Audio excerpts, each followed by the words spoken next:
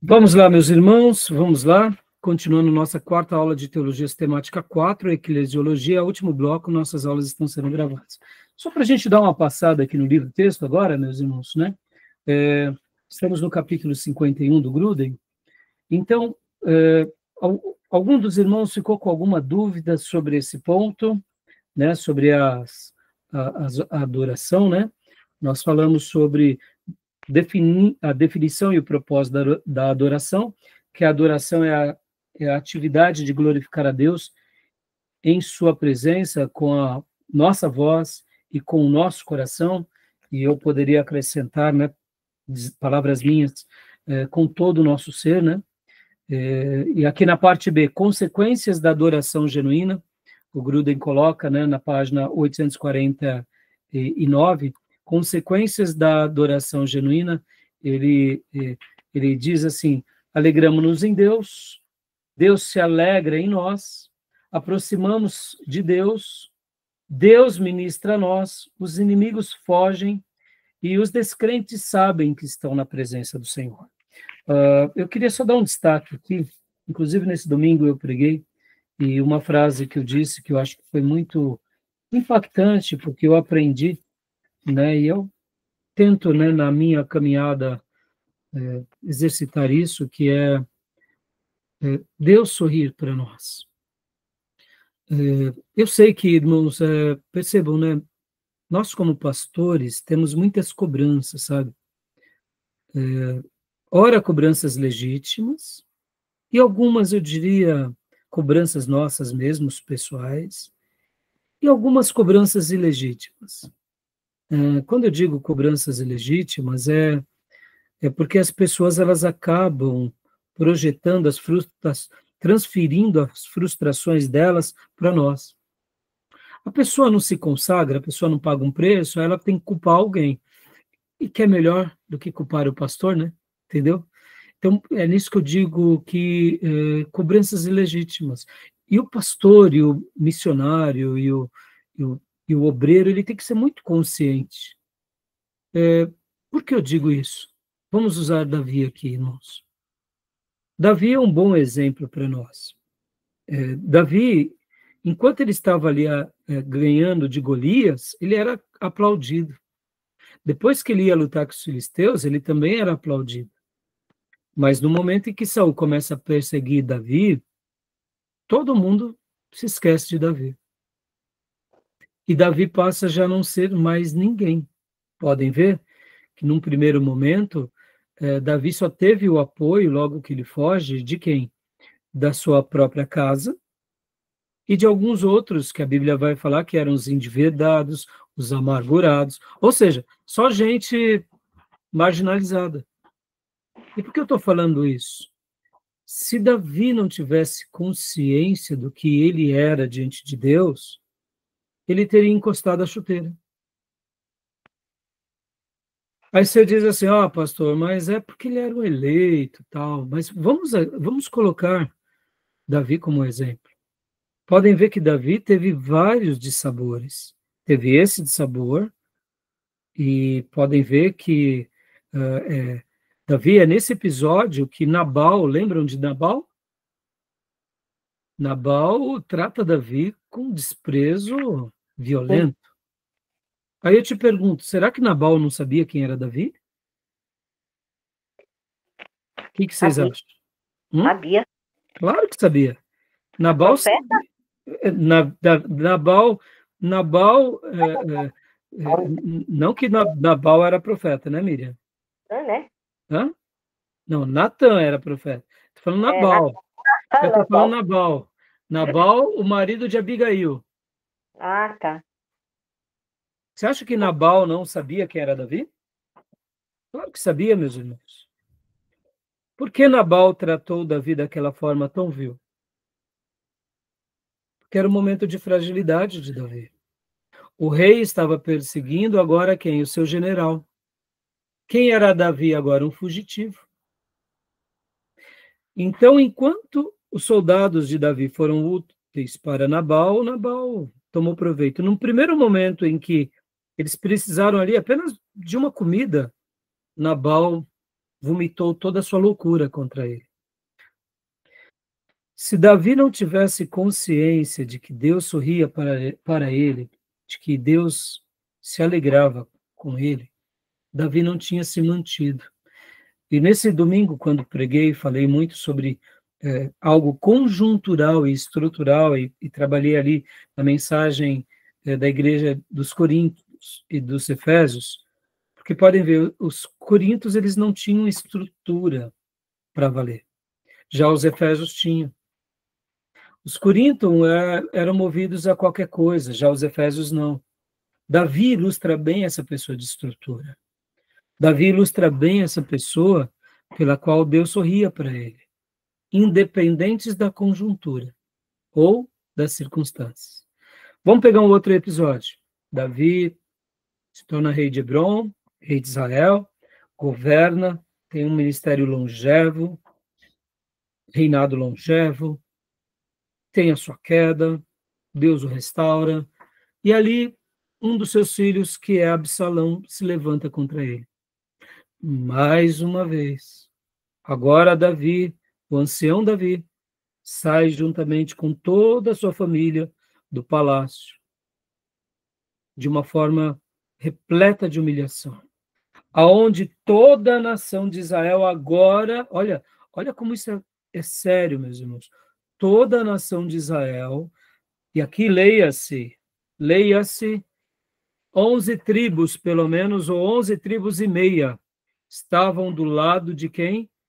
De Absalão. Como pode a nação que foi cuidada, foi protegida, foi amparada, se tornou próspera, se levantar contra o rei ungido? Foi. E o que Davi tinha feito? Não fez nada. O que Davi fez naquele momento? Ele sai chorando com os seus servos, e o texto bíblico é lindo. Naquela série de mensagens que eu falo sobre Davi e Absalão, que está lá no Spotify e na minha página do YouTube, e também no canal da igreja, Deus me deu uma série de mensagens lindas, que um dia eu pretendo que se torne livro isso, assim como, né, as minhas mensagens é um sonho meu, de fazer de cada grupo delas livros, né? Tá nos joelhos, o Senhor providenciará. Mas voltando, ali a Bíblia fala que ele sai, né? Ele sai, ele espera todos passarem por ele, ele é o último, ele é o primeiro a se posicionar, depois ele é o último a sair, porque ele era o líder. E ali vai ter um benjamita, que é Simei, que ataca pedras em Davi. Lembra disso? Mais uma vez. Existem agora 11 tribos que estão contra o rei, só alguns de Judá estavam com Davi, eu poderia dizer 11 tribos e meia, ou quem sabe 11 tribos, a gente não sabe, mas era a nação contra o rei sai, e ainda Simei joga pedras, blasfema. Se Davi não tivesse consciência de que ele estava alegrando o coração de Deus, mesmo naquele momento de dor, ele tinha mais uma vez encostado a sua chuteira. Percebam que o servo de Deus ele vai ser testado. E que a verdadeira adoração está muito mais além das atitudes performáticas, porque mais uma vez Davi aqui estava sendo humilhado. Agora, não mais por Saul, mas pelo seu próprio filho. Então, Davi demonstra mais uma vez o que é ser um adorador. Um adorador em que Deus se alegrava dele. E hoje, podem ver, meus irmãos, quantas são as vezes que a gente passa por situações.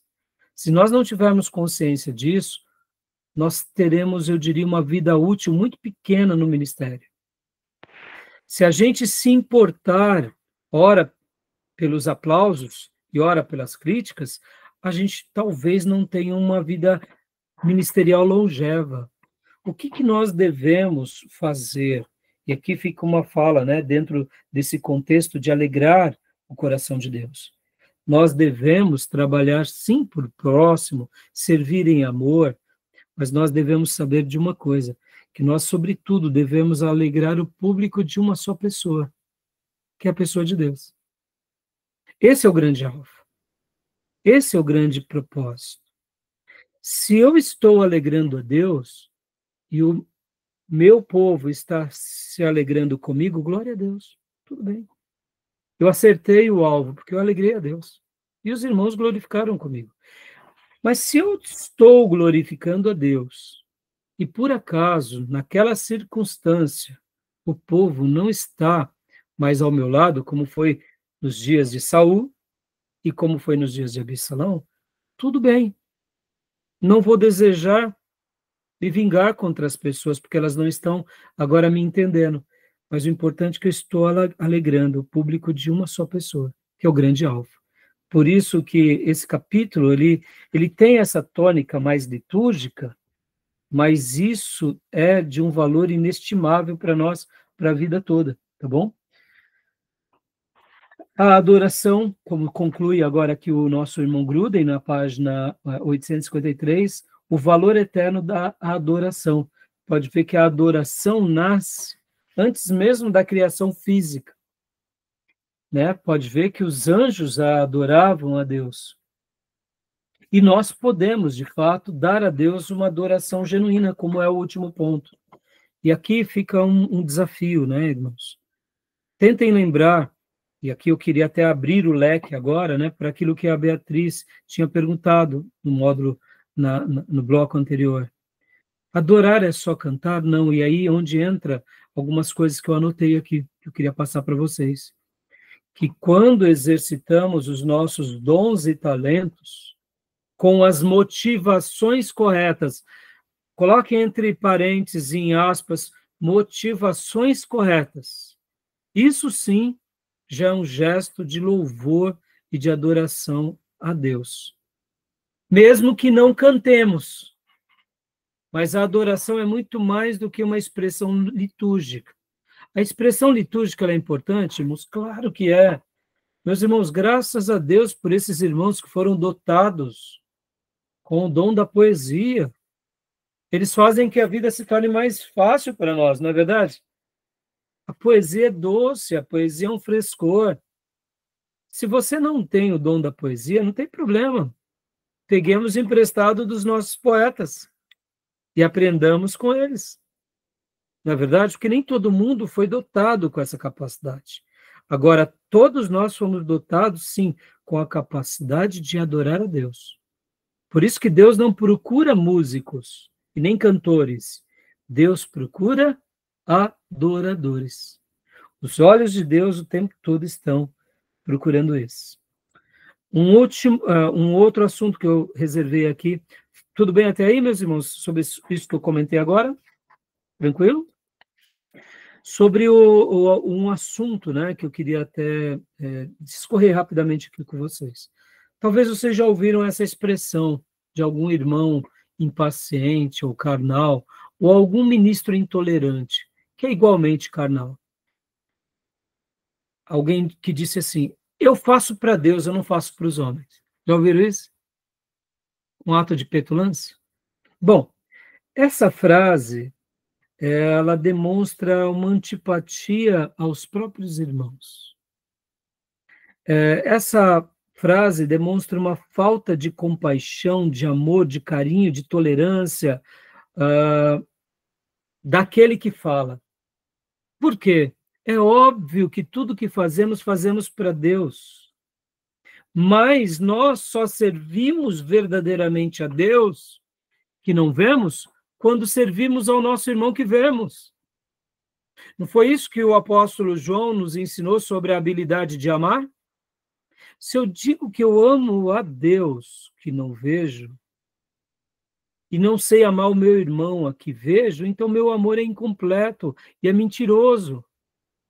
Porque se verdadeiramente eu amo a Deus, que é invisível, eu vou demonstrar esse amor àqueles que são a imagem e semelhança de Deus, que é visível.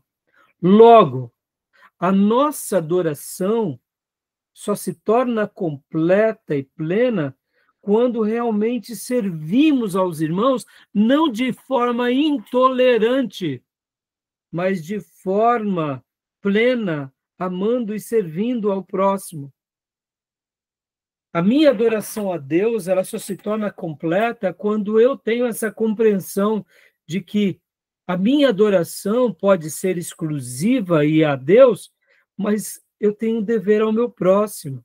Logo, essa frase, ela é desprovida de compaixão, de amor ao próximo. Que Deus nos livre de ministros assim, porque isso já demonstra que esse ministro, ele está equivocado no seu papel.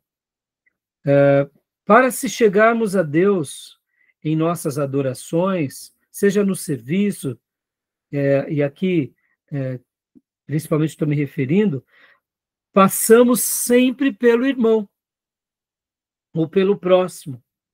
Como eu disse, irmãos, pode ver que todo o nosso serviço a Deus está ligado diretamente ao próximo, não tem serviço sem próximo, né? E é por essa razão que, se eu desprezo esse próximo, o meu serviço ele é incompleto e a minha adoração também é incompleta, tá bom? Tudo bem, meus irmãos? Tranquilo?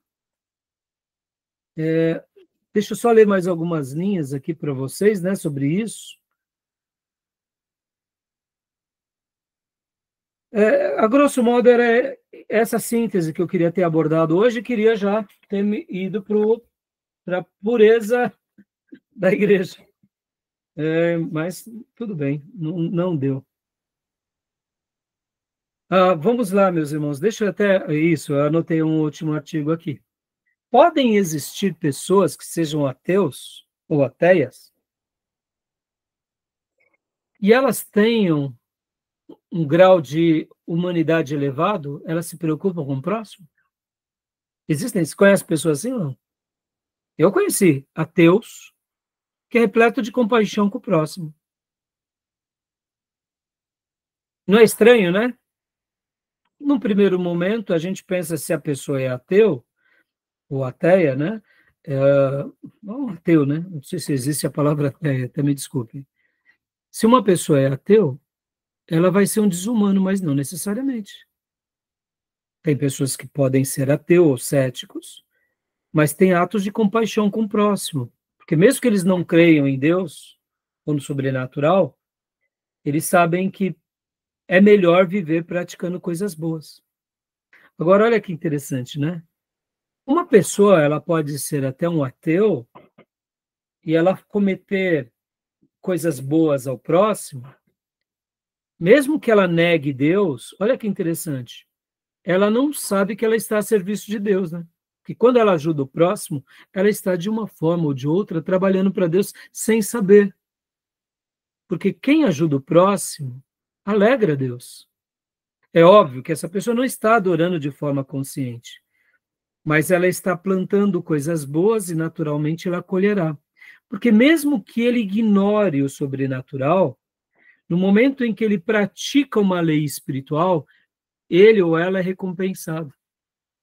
E podem ver que tem ateus que são pessoas que não creem em Deus, mas são seres humanos bons. É óbvio, não estou falando que ele vai para o céu, mas eu estou falando que ele vai ter uma vida melhor. Agora, se um ateu pode ter esse gesto de tolerância, de bondade, pode plantar essa semeadura, por que um filho de Deus vai ser tão intolerante e dizer, eu trabalho para Deus e não trabalho para o próximo? Que Deus nos livre dessas almas ingratas, né? E desses irmãos despreparados, não é verdade? Tá bom, meus irmãos? Que vocês jamais sejam esses. Eu sei que o povo de Deus, e assim agora digo, sem medo de errar, trabalhar na igreja é muito difícil.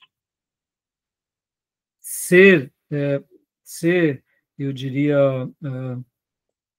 confrontado por pessoas como foi no caso Simei, é muito difícil. Ser perseguido por um Absalão e por um Saul é muito difícil. Ser afrontado por um Nabal é muito difícil. E nós, como seres humanos, podemos até errar, como Davi quase cometeu um erro. Porque eu não sei se vocês lembram da história, Abigail, quando soube do incidente, pegou um dos seus empregados, pegou os jumentos, encheu de coisas e levou para Davi. Davi e os seus homens estavam indo a Nabal para destruir todos aqueles do sexo masculino. Inclusive, no texto original diz aqueles que urinam na parede. né? Ou seja, eles iam matar todos, das crianças aos mais velhos. Aí eu pergunto, todos esses que pertenciam a Nabal eram hebreus? Eram israelitas? Eram. E Davi, quando chega ali, Abigail e para diante dele, e Abigail explica, dizendo, olha, não leve a mal, porque ele é um louco. Percebam, irmãos, ele era próspero, viu? Pastor, mas como pode um louco ser próspero? Entenda, irmãos. Ele era um louco com que se diz respeito ao gesto de humanidade, mas ele não era um louco no que se diz respeito a ganhar dinheiro. Tá entendendo? Guarde isso, né? Uma pessoa ela pode ser até um tolo, né, como diz a Bíblia, ou um Nabal, porque o nome Nabal é tolo, mas isso não significa que ele é tolo, ele é desprovido da habilidade de ganhar dinheiro. Não, não. E guardem isso, viu? O tolo não necessariamente é o desprovido de consciência, tá? O tolo, na maioria das vezes, é a pessoa mais inteligente da classe. Pastor, mas como assim ele é o tolo? É porque o tolo ele tenta desfigurar as coisas a partir dele, não do que é verdade. O sábio segue a luz, ensina Henry Clough. O sábio se aproxima da luz. O sábio nota onde está escuro, ele sai da escuridão e ele vai à luz. O tolo, ele quer distorcer a luz. Ele quer distorcer a situação. Muitas pessoas, elas são extremamente sagazes, capciosas, e a gente, num primeiro momento, não nota, mas elas são, na sua essência, tolos, porque eles distorcem a verdade. Eles distorcem a situação, porque não é que ele seja desprovido de saber, ele conduz a situação para que ele tome proveito sobre todos. Esse é o tolo que a Bíblia afirma. E Nabal era esse, que negociava, ganhava muito dinheiro, tinha muitas posses, mas no momento de fragilidade do grande general de Saul, ele humilha. E Davi, naquele momento de cólera e indignação dele e dos seus homens, no momento desprovido de posse, ia cometer um delito, vai Abigail até ele, e Abigail o leva à consciência. E pode ver que as palavras de Davi são claras, demonstrando arrependimento. Ele agradece a Abigail e diz, muito obrigado, porque você me livrou de ter derramado sangue inocente. Nabal era um tolo. Quem iria julgar Nabal é Deus, não Davi. Davi teve um erro profundo ali. Tanto é que depois, no dia seguinte, ela conta para Nabal. Nabal tem uma crise, por vários dias fica acamado e morre. E a primeira coisa que Davi faz é o quê? Eu vou querer casar com essa mulher. Porque se essa mulher pôde me ajudar enquanto eu estou fraco, imagina um dia ao meu lado. E aí ela se torna uma das primeiras esposas de Davi logo depois desse período, porque a sua esposa Mical tinha sido dada para um outro homem, e agora ele casa-se com Abigail, porque ele falou, essa mulher é genial. Se ao lado de um tolo ela soube me controlar, imagina do lado de um sábio. Davi não era nem um pouco bobo, né, meus irmãos? Então, fica aqui, né, essas palavras com relação à nossa atitude, né, que nós possamos, sobretudo, saber que Deus está sorrindo para nós, todos os dias, tá bom? E vamos trabalhar nos demais capítulos semana que vem, ou melhor, quinta-feira. Tá bom, meus irmãos? Alguma pergunta? Alguma dúvida? A gente vai correr no livro texto, tá bom? Porque agora vai ser a pureza da igreja, assuntos mais práticos, mais simples. O que vai gastar mais um tempo vai ser sobre os governos, tá bom? Beleza, meus irmãos? Alguém quer falar alguma coisa? Quer compartilhar alguma coisa? Não? Podemos encerrar, então? Sim. Bem objetivo essa parte, não? Sobre a adoração, né? O propósito. Que Deus nos ajude na arte de cuidar do nosso coração, do nosso ministério e da nossa igreja local. E que o Senhor nos ajude a ser fiel no pouco, tá bom? Então, amém. Deus abençoe, meus irmãos. Deus abençoe, minhas irmãs. Amém. Boa noite, pessoal. Boa noite. Deus abençoe todos. Boa noite a todos. Deus abençoe, meus irmãos. Diego. Deus abençoe. Amém.